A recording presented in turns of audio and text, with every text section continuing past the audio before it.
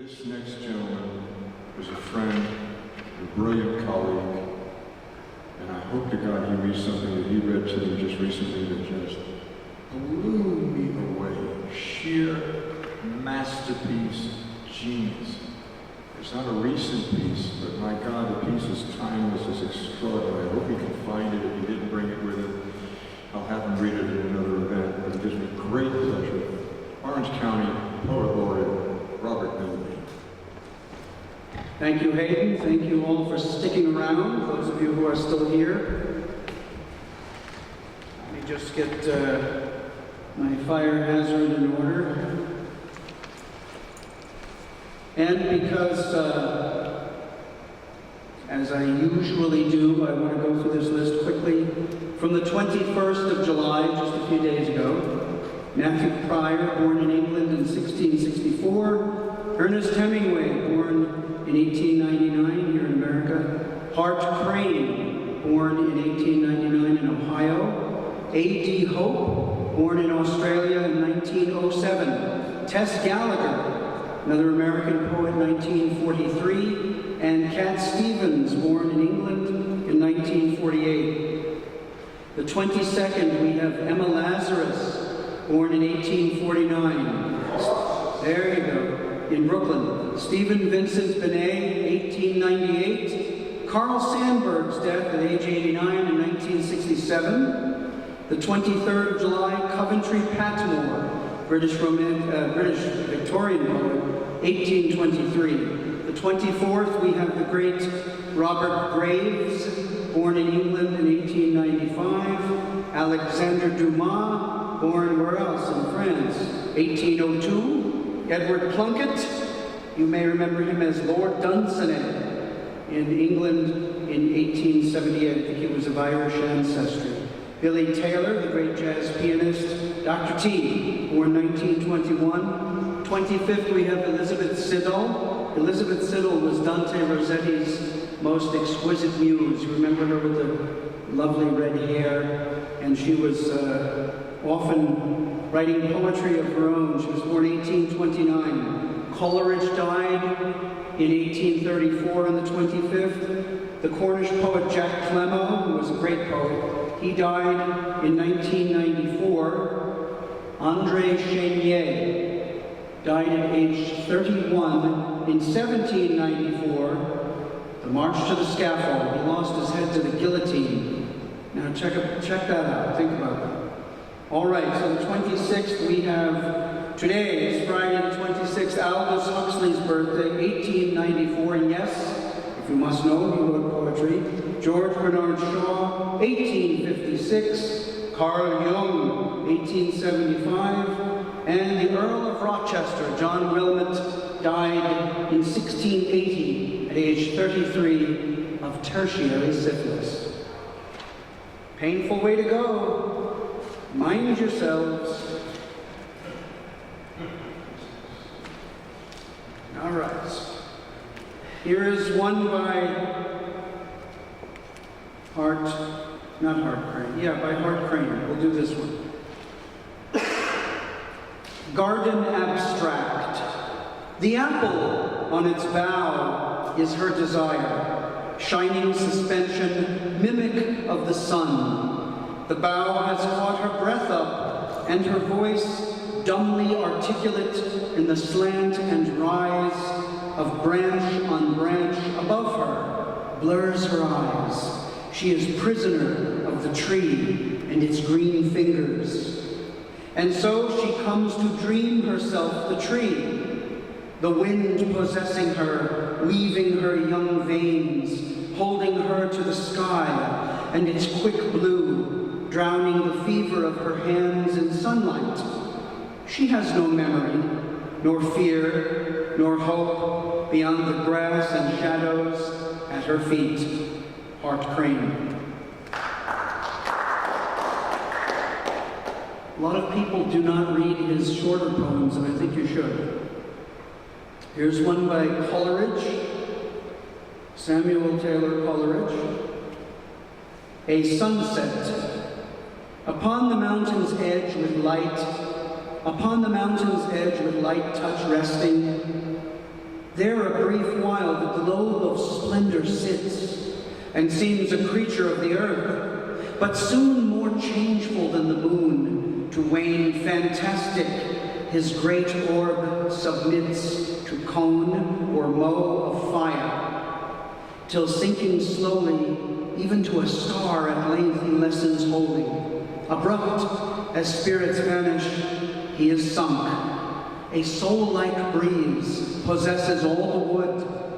The boughs, the sprays have stood as motionless as stands the ancient trunk, but every leaf through all the forest flutters, and deep the cavern of the fountain mutters. Coleridge. Thank you. All right. And a few of mine.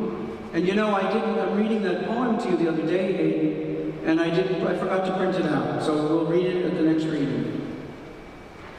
Since I read one by Coleridge, this is dedicated to Coleridge, and the references that you may not readily remember are part of his poetry. Summer Portrait for Samuel Taylor Coleridge. Summer, and I slept in my clothes. Humid meadow, clover cool, shivering as dawn's warm lips found my face and body. She pulled the blankets to her side of the moss-green bed. Her naked heart warmed me to life. I was troubadour at sunrise. Blue jay called as honeybees stole soft pollen from the orange daylily and virginal rose of Sharon. Quaker Creek's muscular ode in spring, now a mother's fond whisper. Children will gather flowers in garden stalks. Coleridge and the drug of poetry, early morning, pantisocracy, freedom of psyche, a little boy's questions, and the zeal of the revolutionary sun.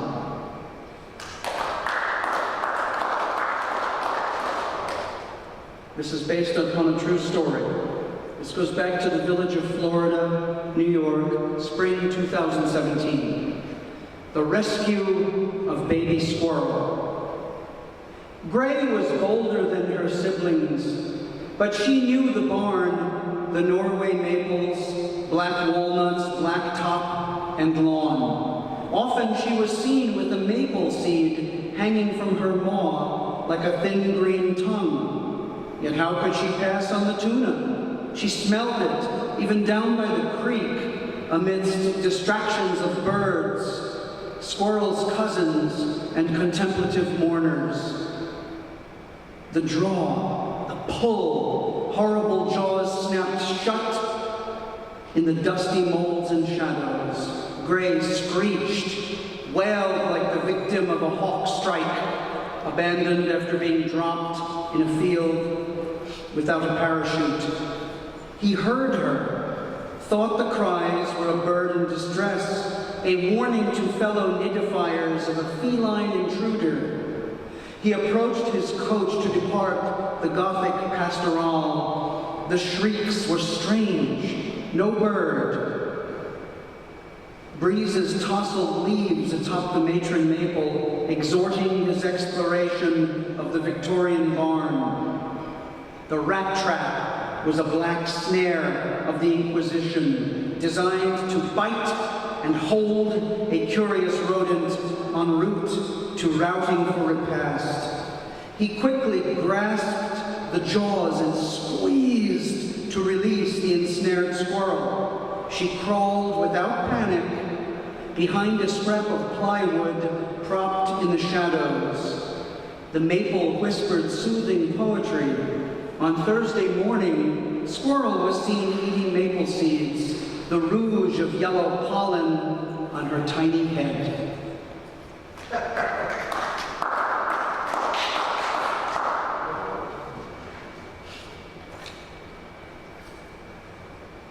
The Little York Road Cemetery, Warwick, New York.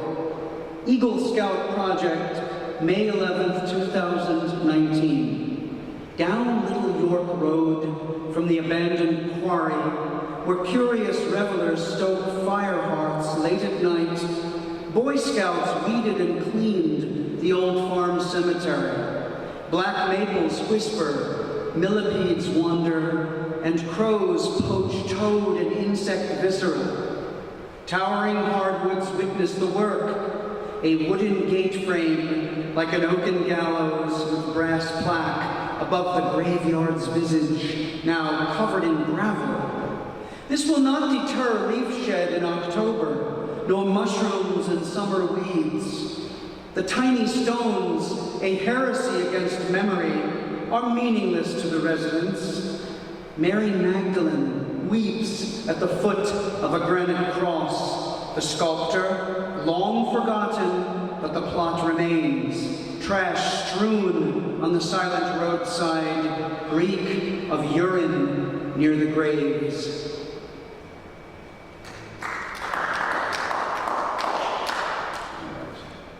Here's one I'd rather not write, but this takes place all over the Hudson Valley. Naping the Garden of Eden. The DPW tosses poison on county roads, killing teasel and knotweed, clover and dandelion, burning soft leaves in Great War gas attacks as if their great-grandfathers did not suffer enough. You are worried about GMO pathogens and chemtrails when DPW soldiers are naping the Garden of Eden. If they are worried about global warming, why burn oxygen-giving plants? A mission accomplice clear-cutting the consciousness of citizens unaware that crops of nutrition are being destroyed. Even a farmer's market may not be safe. Who'd care if the roadside plants near the organic fields were denuded? 2, defend, plead, all for ego and paycheck holy days. The workers will say weeds as they spray vile liquids, shake the caustic powders, spots on boots and trousers, lit cigarettes hanging from lips, checking cell phones without checking for ticks, naping the Garden of Eden.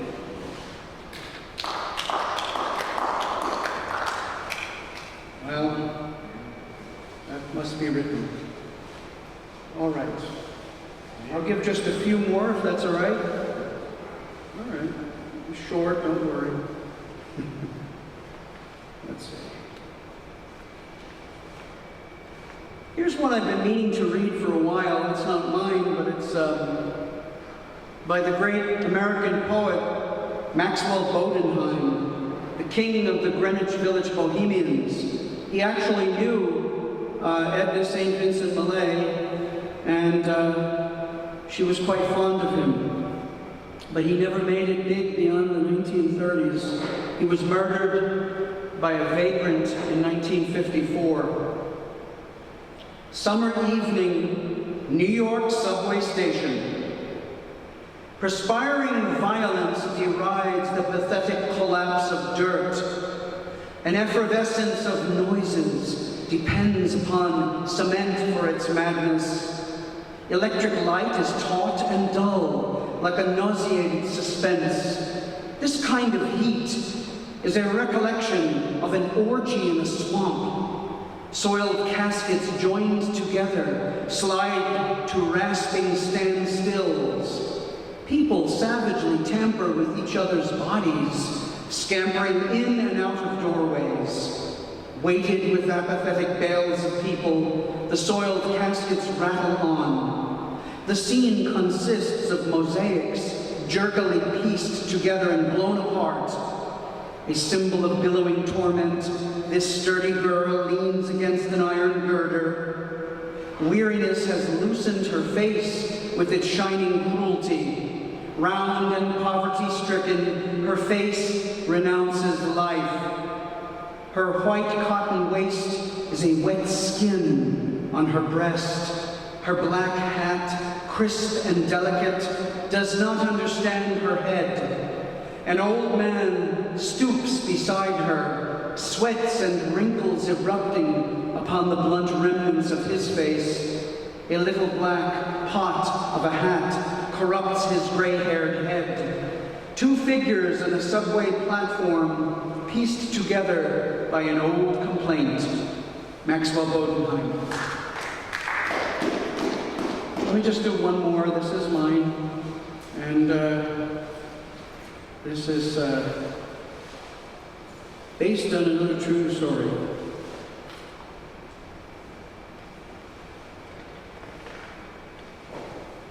July's backyard. Blue Jay appears with ghost harbingers, carrying a backpack of scavenger memory and winged shouts, unexpected in humid July. His unpredictable tenure, student of theft, messenger of encrypted weather, sings doomed cantatas from shadow-dappled raspberry stems. Spotted fawn makes her entrance. Animals and babies have no dishonesty in their eyes. She is warned by Blue Jay. Deer flies and mosquitoes relentlessly worry her. She awaits her mother, who pauses to consider the human, even in the heat of a lawnmower's anger. The fawn disappears behind a walnut tree. Blue Jay could never prove she was there. Thank you. And just as I finished that poem, a crane fly kissed me on the lips. Literally just came through.